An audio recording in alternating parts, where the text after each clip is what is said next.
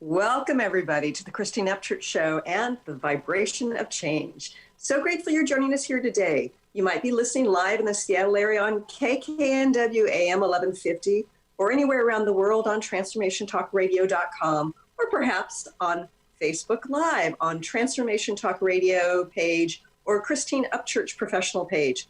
Or you might be listening after the fact on christineupchurch.com, one of the dozens of podcasts it sends up. But wherever and whenever you're joining us from today, we're grateful to have you here. And we're going to be talking about COVID. And we're not going to be talking about the science of COVID right now, but we are going to be talking about the impact and how it changes our perspective of ourselves and of the world. But before we get into that, I want to say hello to the people behind the technology, Olivia and Benny. Good morning. Morning. And we're hoping that this video turns out well and the audio quality is good. We're going to take a quick break and check everything to make sure I'm in a remote location. Internet's a little iffy, but we will be right back with our special guest here in just a few moments.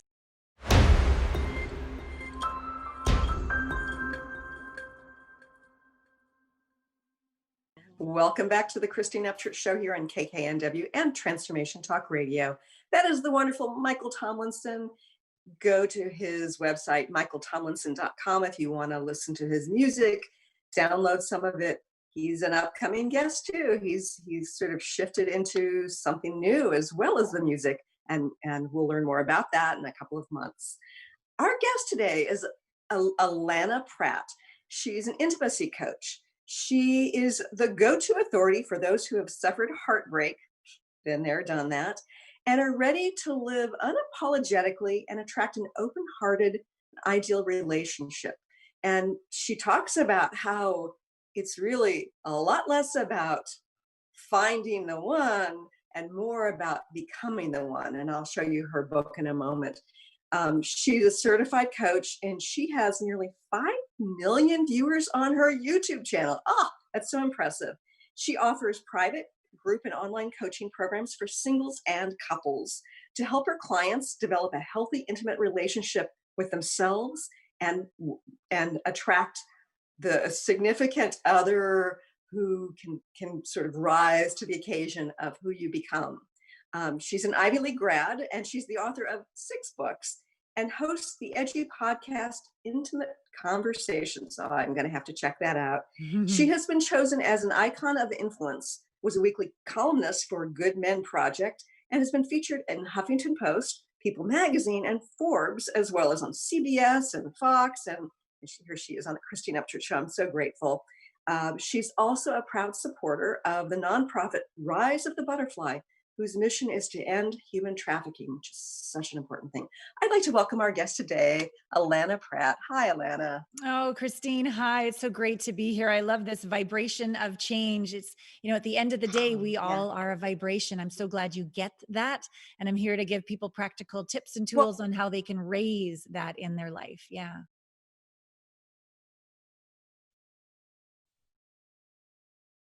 Oh, little glitch. Okay, sorry. It's probably at my end here. Yes, it is about vibration. And I think that, I have to mention your book. I can't say part of it on the air because we are FCC regulated, but it's Finding the One is BS.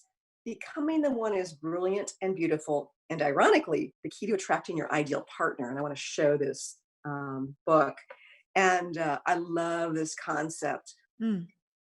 So I'm really curious. You focus on helping people attract the ideal mate. You focus on sort of the intimacy between couples and helping relationships to thrive. Why is it right now you're choosing to talk about COVID and the effects of that? Thank you. COVID has shown us that we thought we were in control, but we've never been in control, and life has always been uncertain. And a lot of the times when singles or couples come to me, they are misunderstanding that when I find the one, I'll be safe. When I find the one, I'm enough, right? It's all this Yes, external yes. seeking of worthiness and approval in order to rest on the inside. The beauty of COVID is it's showing us that there's nothing certain on the outside. And it's an invitation to slow down, feel what you don't want to feel, face what you don't want to Mm, face, come to terms with your shadows, turn them like alchemy into your strengths rather than shove them uh, away, and build some resilience and learn to open your heart in the face of anything. Put down your walls and your weapons and speak from this vulnerable inner connected place, intimacy with self, so that you can share intimacy with another. And I think it's actually one of the best times to meet somebody now during COVID, because the real person is showing up. oh, Most of the time we can keep it together, mhm, look good, and shine people on. But right now uh-huh. we are our true selves. And if you are a hot mess and not dealing with stress well, it's going to show. But if you are one of those ones, the growth oriented ones that are slowing down, feeling, healing, and really getting clear about what really matters, that's who's going to show up dating. So I think you're Mm, going to meet your ideal person even more easily, or up level your relationship to what really matters more easily, uh, if, and it's all if, you're willing to go inside and do the intimacy work. yeah. So I know that we talk about shadow side, the Jungian aspect of that part of ourselves that often we don't integrate Yeah. or even are aware of. And first of all, I want to know, why is it during these times we're starting to see this stuff come up more easily? And secondly, why is it important for us to face these aspects of ourselves? It's always important to face these aspects, but I rarely have a client that comes to me, "Hey, I'd like to get uncomfortable. I'd like to sit in the fire. I'd like to face all my demons. Let's do it." Like, no, they come to Yeah. me when the divorce, the affair, the bankruptcy, the cancer, they need a train wreck in order to go, "Okay, I give," and go within. So the beauty of COVID is there's various train wrecks. Maybe somebody's Yes. stock portfolio has disintegrated. Maybe their Mhm. job is gone, or maybe their job is more busy than ever and they've had to pivot. Maybe they want to sell the kids because they are home all day long and they are so up to their eyeballs with having to try to homeschool and work from home. Or maybe the Mhm. couple could was just sort of surviving, but now that they're in the same room every single day, they're like, "I want Mhm. my partner alien abducted, thank you very much," right? Like, we're really seeing, oh my god, we need to slow down and talk about that family budget that we never got around to talking about. We need to talk Mhm. about our sexual intimacy that we've never slowed down to talk about. We need to talk about how we're parenting our children. Are we going to explain about the violence, the racism, the COVID? Like, how are we going to communicate to our children? Like, there's some bigger Mhm. questions now that are in our face that normally, oh, we'll just go on Facebook. I'll just have another pint of Haagen Dazs. I think I'll hide and go on porn. No one will know. I think I'll buy my 17th Mhm. handbag. Like all these coping Yeah. mechanisms, or all the way to drugs and alcohol, etc., that we've been using. Mhm. That the beauty of COVID is it's in our face now. Those coping mechanisms aren't cutting it. Thank Yeah. goodness. It's time to grow Right. up and do the inner work to be our best self, because humanity needs it. Our families need it, and our Mhm. soul is aching for it. So beautifully said. I I also think that there's another way where we start to see our shadow sides where, for those who are, financially secure enough, maybe their job continues, but they're not facing the financial stress, and they're home with their kids, and they realize, wow, I've been so disconnected from my kids, and I'm really, really loving my time with them, Mm, and I'm a part of their learning process. And oh my goodness, my spouse and I have like been sort of like, passing as like ships in the night. yes. And here we are spending time together. And it helps people to evaluate the flip side, the negativity of where they've been living, and they're starting to see there's some possibilities of a more meaningful life, gardening, more family time, more time to breathe. Yeah. Oh, you said that so eloquently, Christine. I was just talking to my sister the other day. She has 3 kids. She's a physician. He's a physician, 2 ships in Oh, the night, wow. very, very busy. And she had complained about one of the kids, not doing their homework or having to Uh-huh. force them to practice the piano, or can you get your lunch ready on your own? All of this. But with Mhm. COVID, they have taken away a significant amount of their activities, and they've only done the activities that the kids really want to do. And what she noticed is when she took away some of this back to back to back, got to stay busy, got to stay engaged, we've got to Uh-huh. be always on the go. When she took those away from one of her children, all of a sudden she doesn't need to ask her to do her homework. She just does it. She doesn't need to ask her to Mm. practice the piano. She just plays and is having so much fun because she's just got enough to do that resonates, that's in balance, that's true to her heart, not Uh-huh. what we unconsciously. And she's just a great mom. She just wants to give them all these opportunities. She's not a bad mother. Sure. But so many of us are just unconscious doers rather than slowing down to really be and listen to Oh, what yeah. that beautiful equilibrium could be. And her family is thriving. And I'm so happy for them. Yeah. Uh-huh. Yeah.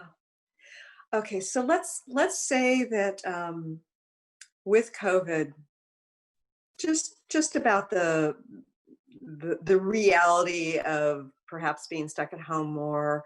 Um, what sorts of shadow sides have you seen become illuminated that people are needing to face? Yeah. Well, the if you're single, this sense of isolation is worse. Mhm. The sense of disconnection is more palpable. The sense of loneliness is almost debilitating. You were able to at least go out to the grocery store or a coffee shop or something, and now it's 4 walls or your phone. And so there's a Mhm. desperateness to, again, remember how I was speaking earlier about how I used to be quite miswired, looking for my approval from my accomplishments. Do you like me? Will you hire me? Will you date Mhm. me? The size of my bank Right. account, the size of my butt, all of these external things to be enough, right? And I Uh-huh. learned personally, and that's what I teach my clients, if we wire it the other way, where my worth is on the inside no matter what, where I have Mhm. I call her like little you inside, little Allana. I have her Okay. back though, even if, the bank account goes down, I still love and accept you. Even if you're single for another couple years before you meet somebody, I love and accept you. Even if during the Mhm. worst of my custody battle, I went through quite a long custody battle, and I thought maybe all of the Mm. people that follow me will think I'm a fraud and unsubscribe or what have you. I love and accept you. Uh-huh. This idea of coming home for our worth on the inside so that we are alone but not lonely because we have our own back. Mhm. We maybe Right. have a deeper relationship with God, the universe, the divine, the field, whatever way you like to Mhm. think about it. This is what the Right. shadow of singles are facing. Oh my goodness, I've only been seeking connection from the outside in.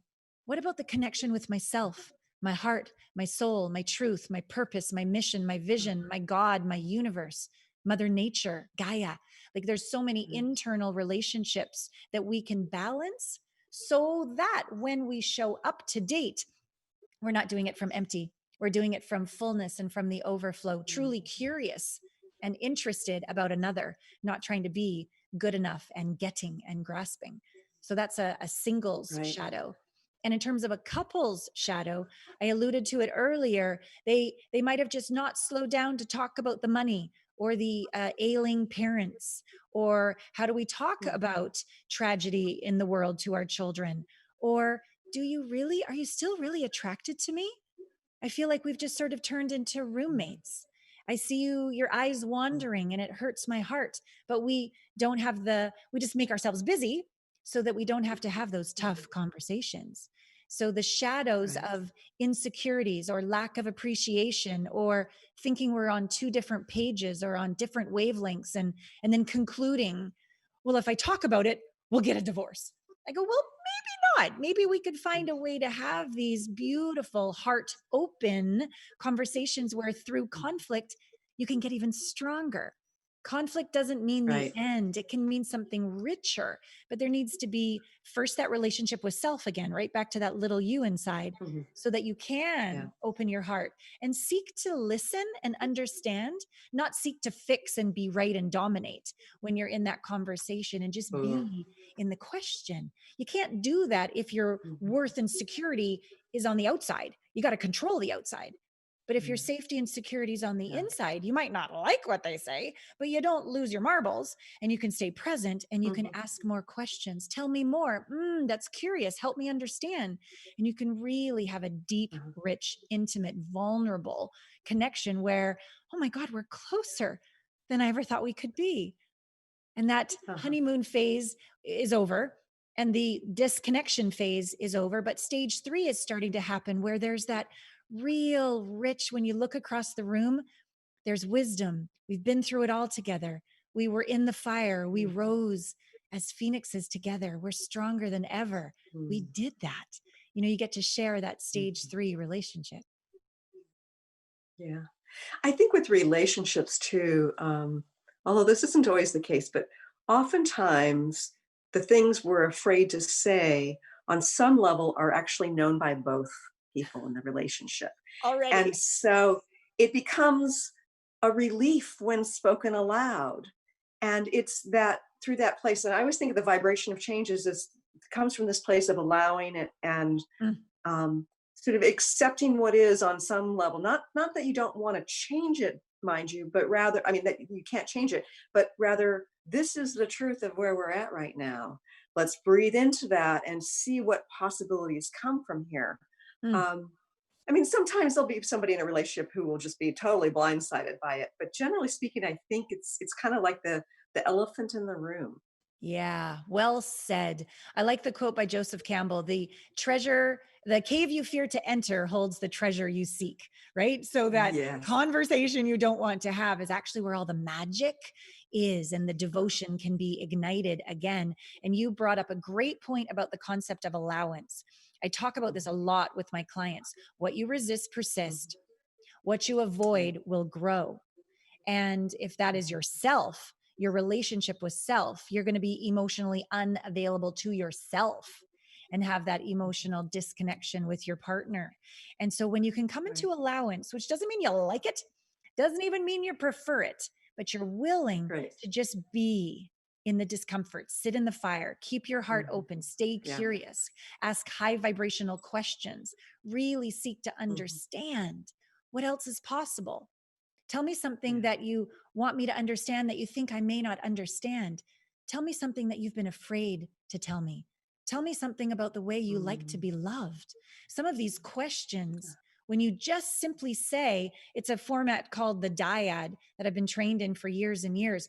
There's many elements to it, but the main element is when you go back and forth asking these questions, the other person only gets to say, thank you. No rebuttals, no justifications, no, but I used to and you never. Like none of you just get to zip it. And you just uh-huh, say, thank you, which doesn't even mean I uh, agree. It's just that state of yes, allowance where I hear you and I understand. And then you go back and forth. Let me tell you. And maybe you've done this yourself, Christine, but after a good 30 minutes of simply going back and forth, of tell me something you want me to understand that you think I may not fully understand, OMG, the yeah, truths that get revealed, the elephant, as you say, gets spoken of and uh-huh, heard, but not in this accusational way, in this vulnerable, transparent way, and received with zero judgment. So much of the spinning in our mind happens because when we do communicate to our partner, they don't hear it, receive it. They have a rejection or a mhm, rebuttal, or they avoid, or they blow up, or they hide, or they leave, and it stays spinning in us. Sometimes for mhm, decades, there's mm, content in our mind that spins and spins and spins.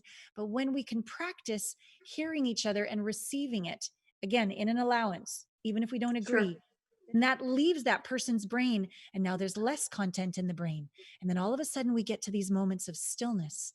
And then real wisdom emerges, real truth mhm, emerges, sometimes that we didn't even know was in there.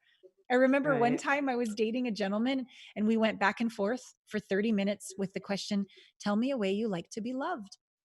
And I thought I knew, and he thought he knew. But after 20 minutes, these gems began emerging. And I said, I love it when you touch my face with your hand, but then I don't have to have sex. I can just be touched.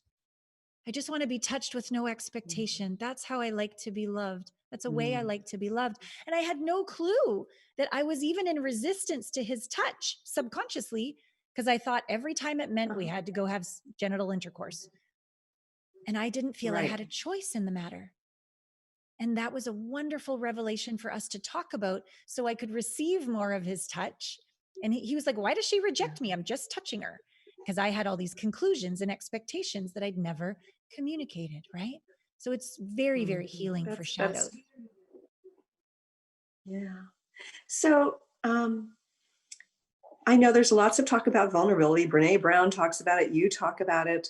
Why is it an essential part of an intimate relationship? When we close our heart, science has even proven, heart math has even proven, like we can measure our coherence now. If our heart is Mm. closed, we vibrate low. We aren't vibrating high in gratitude, compassion, Mhm. empathy, kindness, care, love, appreciation. We're vibrating quite low, and our heart shuts down, and we cut off our intuition, our instincts, and we Mhm. cut off the Mhm. best part of our brain. We cut off our prefrontal cortex where we can think abstractly and creatively.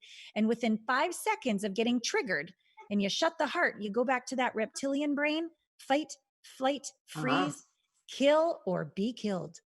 And we say things we Mm. regret. We emasculate, we hit below the belt, we ghost, we Mm. avoid, we gaslight, we do all these behaviors. And it comes down to the heart. Not a better Mm. mindset, not 10 more affirmations, not that those aren't helpful, but it's deeper than mindset. It's Sure. heart. And so if you can breathe Mhm. into with this intimate relationship with yourself, I'm scared and I love and accept myself. I'm terrified what's going to Mhm. happen with COVID. When are we ever going to be able to go on a vacation, or when's the stock market, or all the questions? And I love and accept myself, Sure. and we breathe with compassion through our heart, and we feel empathy in our heart, and soon it turns into love, and soon it turns into appreciation, and soon it turns into kindness, and soon it's open. Then literally scientifically what happens is the best of our brain turns on and our intuition turns on, and there we are, quote unquote, vulnerable, heart open, Mhm. brave.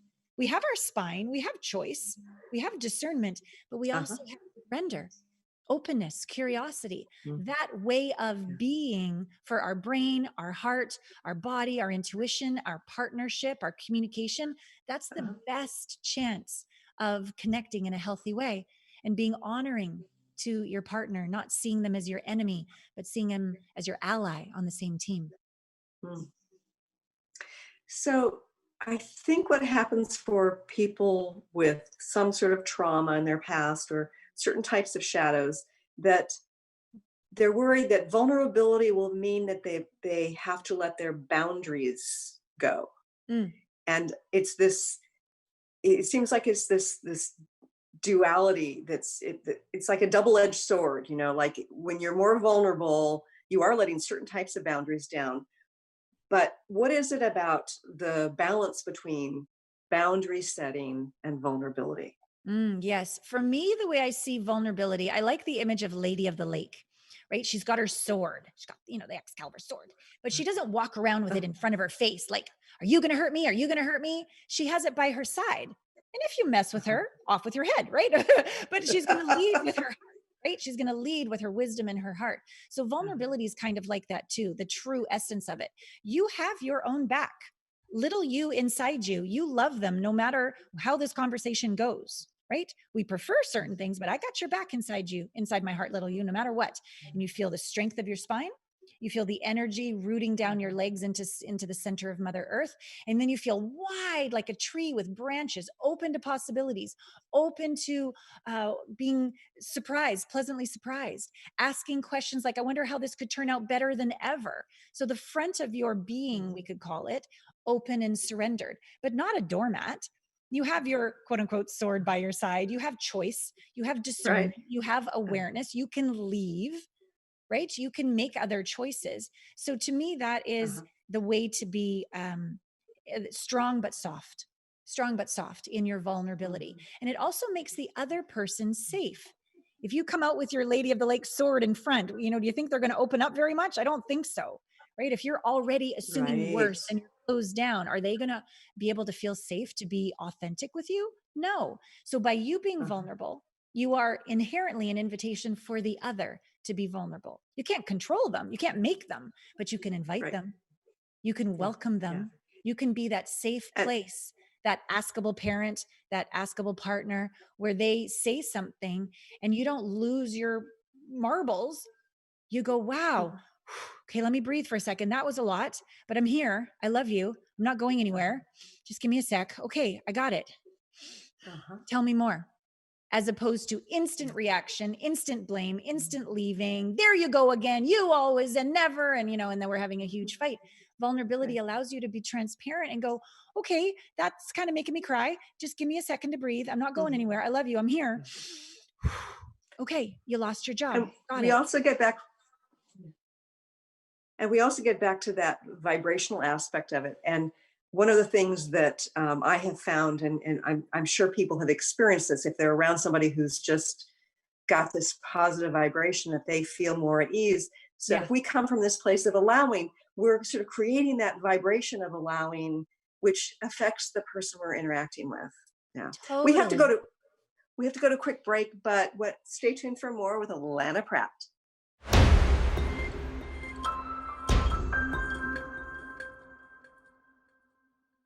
Welcome back to the Christine Upchurch Show here on KKNW AM 1150 in the Seattle area and Transformation Talk Radio around the world. That was Michael Tomlinson at michaeltomlinson.com if you want to check out more of his music. He's a wonderful musician. He's been around for decades and always creating more.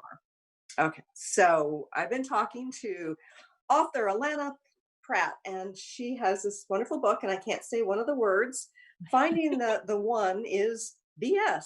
Becoming the one is brilliant and beautiful. Um, we were talking about. Let's see. During the break, we were talking about something you said you wanted to talk about, and now I've forgotten what it was. Do you recall what it was you said Yeah, you it was wanted? about dating, the dating Oh, app and what it's right. like Yes. during COVID to Okay. date. Yeah. So here I am, a single woman. I've gone through a lot of healing after my divorce several years ago, and I'm feeling really whole.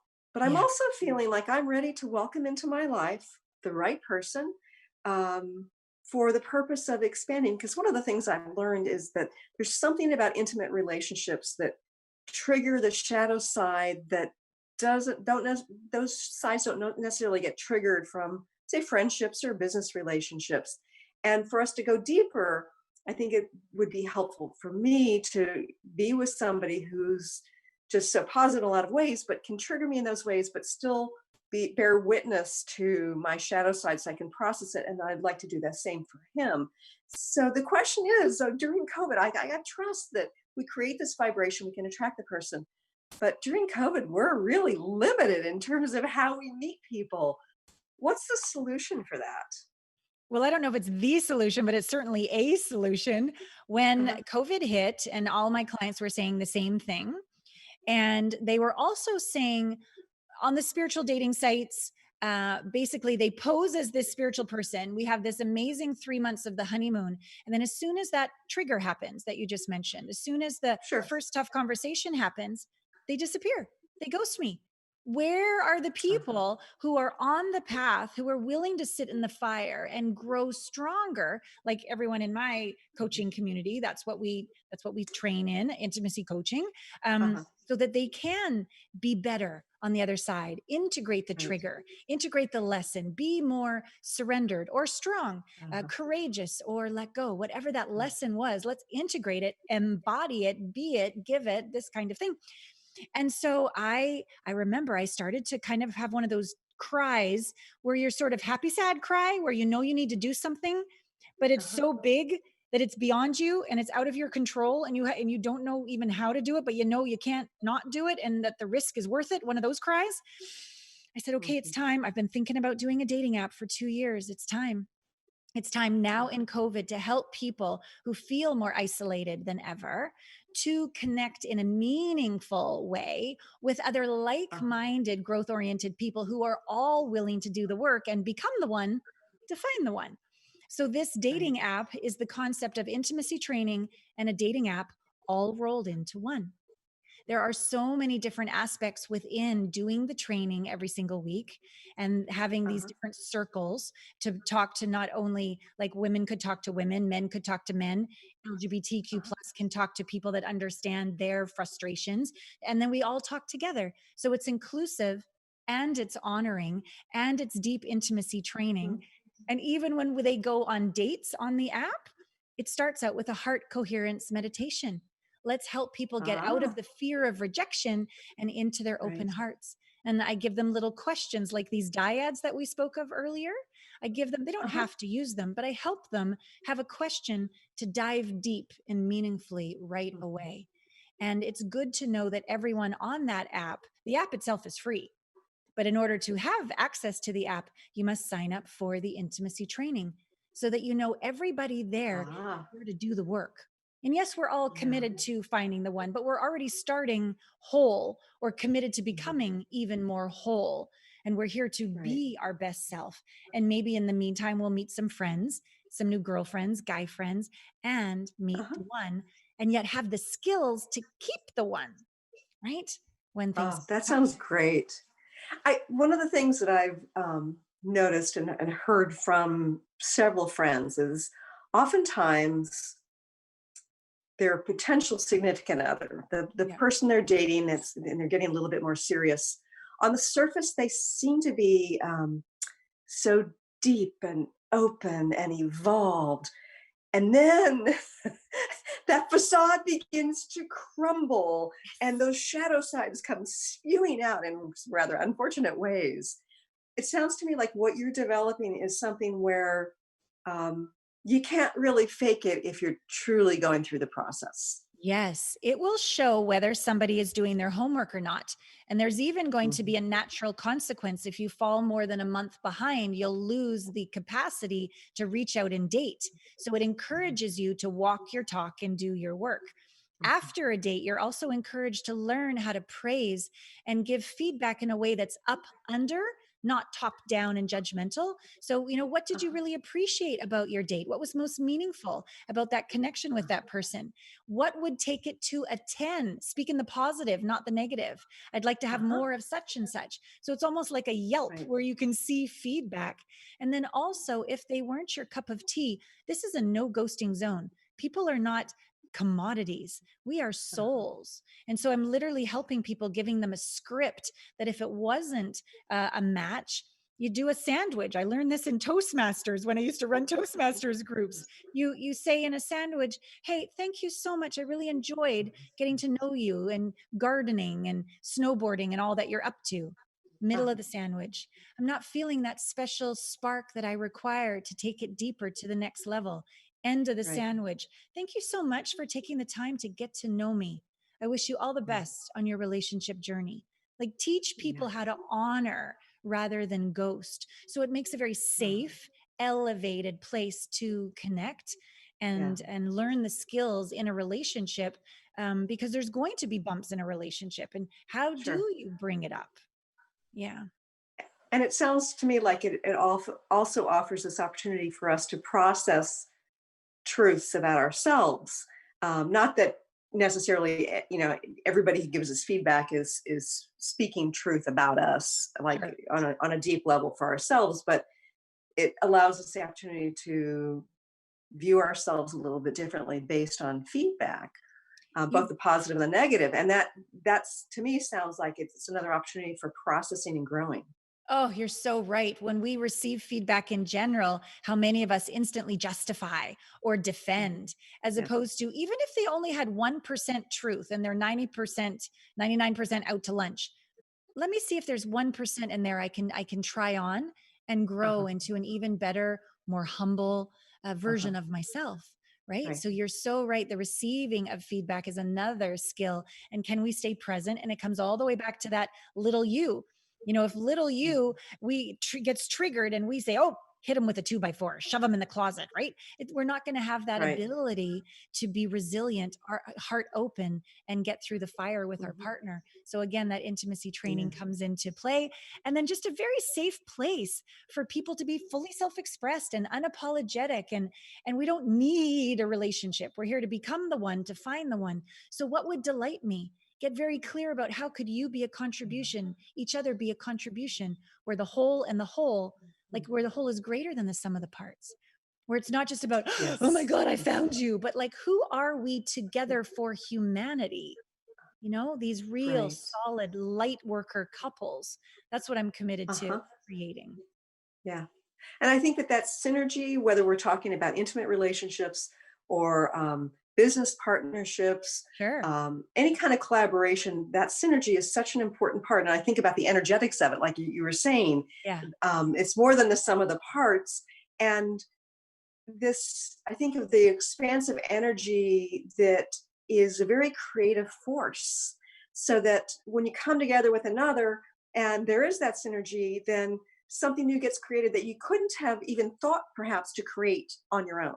Yes, yes, you ignite the other's evolutionary spark, is the way that Dr. Barbara Marx Hubbard, who passed last year, that's where Yes, I even yes. learned the term wholemates from her, from soulmates to Uh-huh. wholemates, where Right. really when we do our own inner work as whole people, not perfect, but whole, that we Uh-huh. can literally awaken the best in another. And that is, Yeah. isn't that just such a treat, such a privilege, such It an honor? it is. It Yeah, is. And I've had that experience before, and it's the kind of thing where once you've experienced that and see that as a possibility within a relationship, not just heard about it or kind of observed it, in other people's relationships, when you've experienced it, it's like mind-blowingly expansive. And it helped me to realize there's great potential in yeah, intimate relationships. It's not just about the drama and the pain. It's really about personal growth and that synergistic um, forward movement that can be yeah. so powerful. Yeah. And then in today's age, a lot of my clients don't want to do the traditional, if they're 20 years old, picket fence, Uh-huh, have a kid, live together. Some were like, no, I want him to have his own house. I'll have my own house. uh-huh. And we'll, Yeah. or maybe he can have a yurt in the back and I'll have my own. Like they're Yes. being creative and honest and open about what do they really require. We don't need to be together every single day. You Right. can ask for what you require in terms of how you live, how you want to split money or combine money, how you want to parent or Mhm. co parent, how you want to be sexually. All of these questions are when you have this deep, intimate relationship with yourself and honor of another, you can create whatever works for the highest good of all, no matter what anybody thinks. And I want to create a space Right. of permission to have those authentic conversations. Mhm. And I often think about the programming that I've had and most people have had about what a relationship should look like. Right. And I love that people are saying, and then the same thing's true with women who are like middle-aged women who have been divorced, who are saying, you know what, I want my own space. Sark, who was on the show a couple of years ago, Oh, she I and love her her. fiance, um, Uh-huh. they he moved in with her and she's like, I want my own bedroom. And he was shocked. And yet he came to really appreciate having his own room. And of course they had plenty of connection and lovemaking, but it was the sort of thing where she stated her needs Yes. and it worked great for the both of them. And I know a lot of women who say, okay, well, if I get in a relationship, it's going to be way different in terms of the way the relationship works, not just the psychology of it, but the situational aspects of it as well. Yes. Oh, Christine, I'm so glad you brought up Sark. She was my first mentor when I first started Oh, and gave that's me great. permission. I remember sitting in Big Sur in one of those big redwood tree chairs at the Henry Miller Library that's like a hand. And we would sit, Okay. it was such a big chair. Our legs were straight stretched out. And I interviewed her and she said that was one of her top 3 interviews. And my self-worth at the time was so wobbly that she Uh-huh, was such light and wind in my wings to follow my gifts. And then as I uh-huh, began to claim myself as an intimacy expert, I got my first hate letter. And I sent it to uh-huh. her and I was crying and she celebrated Yes. me. She goes, that must mean you are fully self expressed. When you are hiding, you don't get those. But when you are out there, you're going to get the 10% that hate Yeah. you, the 10% that think you're a god or a guru, and then you serve the 80% in the middle. So I just want to do a shout out. If she's listening, I love you, Susan. Thank you for really believing in me when I needed you. So love her. Everyone get her books. Yeah, she's fabulous, and she's in a new relationship. Her fiance had passed away Yeah. from cancer. Very sad story, but also beautiful story. Yeah. Okay, before we go any further, I want you to have an opportunity to share with our listeners how they can connect with you and what it is you offer. Besides Oh, the app that's coming, we know about yes, that. thank you. So I alluded to the podcast. So my podcast is called Intimate Conversations. So Sark Uh-huh. is on there, and Alanis Morissette and Gay Hendricks, and a lot of really wonderful interviews are there. My YouTube channel, as you mentioned at the top of the hour, a lot of videos there. I answer people's questions on a regular basis. My site is my name, allanapratt.com, and there's an intimacy blind spot assessment quiz there. A lot of people are smart. Okay. And if we could see what the issue is, we would fix it. But a lot of Mhm. us, me included, can't see our blind spots. I have like three Sure. coaches. I have a very thriving coaching practice, but I can't see my blind spot to save my life. So this quiz Uh-huh. shows you, oh, that's what's going on. I couldn't see it. So it gives you your power back and it gives you a Interesting. path, whether it's about a deeper, intimate relationship with yourself, life, or Mhm. a beloved. So that's a really potent quiz. And then just, yeah, sign up for my weekly inspiration so that you're in my world, so that when the app launches, it's called Heart Mates, not soulmates or whole mates, but Heart Mates. There's going to be a founder's suite Okay. with a lot of wonderful bonuses and virtual retreats, etc., as we get this off the ground so that all of us can become the one to find the one. That's great. And I do want to mention to listeners and viewers that it's Allana is spelled with two L's. So ALLANAPRATT.com. Thank you. Yes. Yeah. Yeah. So I'm wondering about our relationship with ourselves and facing fear. Yes. Fear is rampant right now. Um, and this is a live show, and I'm doing this from my place on Orcas, and I just had a meowing cat enter the room Oh, for, sweet. she may end up on my lap. What's her name? My cat Muffin might as well, but she hasn't yet. Yeah, this is Luna, and she just pushed the door open. Anyway, I Hello, just I just Luna. love doing live radio and video. Anyway, fear is rampant right now. I've had to face some of my own fears, and there was a situation where I thought my son had gotten COVID. Mm, As it turns out, he was just really tired from having taken a trip, and um, our thermometer wasn't working correctly. So, but I went to this place of fear, and I feel like my fever of fear broke in that. I was just like, oh, we're going to have to do this and this. And I yeah. realized the fear is toxic. So as we face ourselves more and more within the context of COVID, how do we deal with our fear? Yeah. One of the first ways I'm always a student. So I'm always getting trained in the latest processes to take my clients through. And the latest quantum psychology processes that I've gone through ask us to go into the fear for 10 seconds at a 10 out of 10 magnitude to really feel Uh-huh. it. And so you can imagine in your mind's eye finding the little you inside who's scared. Maybe you need to Uh-huh. excuse yourself to your meditation area, go sit on the toilet in the bathroom, whatever you need to do. Right, right. Just like find a space and then just hold your body, hold your heart, hold your body, breathe into the fear, lean into the fear, feel the fear, see little you, hold little you, just 10 seconds, feel the feel, fear, fear, fear, fear, fear. And you'd be amazed. Most of us feel it, shove it down within 1 second. Uh-huh. Feel it, project anger onto another within 1 second. Feel it, check out, numb ourselves within 1 second. Very few of us actually feel it just for 10 seconds at a 10 out of 10.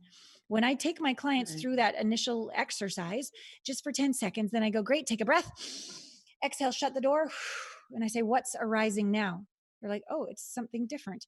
And sometimes it takes a few rounds. Maybe it's fear first, then maybe some overwhelm, then maybe some um, uh, sadness, maybe some anger. Uh-huh. And then within a couple rounds, they're like, huh, calm. I'm calm, still.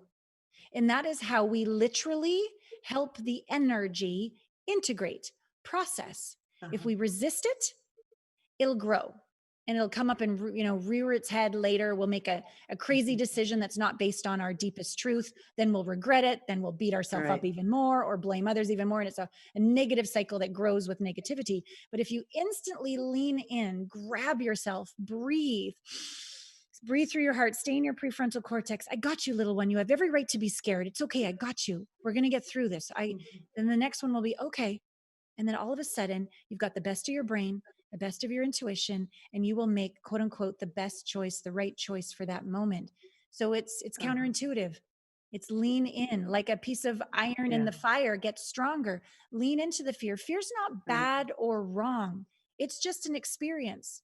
Our fearful self is not Yeah. less worthy of love than our happy self. Right. And so, can we learn to love, honor, listen, cradle, acknowledge, validate, have empathy for our fearful self just as much as our triumphant, badass, look how amazing, accomplished we are? Like, if we truly want to be Uh-huh. unconditionally loved by another, but we don't even unconditionally love ourselves, that's a little crazy. Sure. So, do the It work to is a little embrace your crazy. fearful self, love her or him, calm them down. Mhm. Even if it's just pulling off to the side of the road because some crazy driver did something, just take a moment, Mhm. feel the fear, breathe, and get back to your center and then proceed. Mhm. Yeah. Yeah. Sometimes I think in terms of us getting caught in our stories, and we've got a lot of stories surrounding the fear, Yeah. and part of it has to do with COVID, and a lot of it probably doesn't.